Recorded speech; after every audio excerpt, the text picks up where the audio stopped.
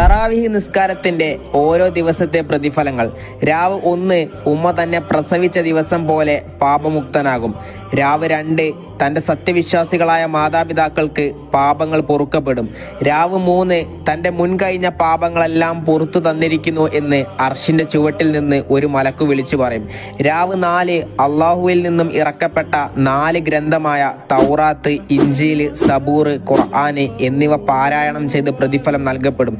രാവ് 5 മക്കയിലെ മസ്ജിദുൽ ഹറം, മദീനയിലെ മസ്ജിദുൻ നബവി, ഫലസ്തീനിലെ മസ്ജിദുൽ അഖ്സ ഇവയിൽ നിസ്കരിച്ച പ്രതിഫലം നൽകപ്പെടും. രാവ് 6 ഏഴാം ആകാശത്തുള്ള ബൈത്തുൽ മഅ്മൂർ തവാഫ് ചെയ്ത പ്രതിഫലവും സകല കല്ലുകളും മൺതരികളും അവനു വേണ്ടി പാപമോചനം തേടുകയും ചെയ്യും.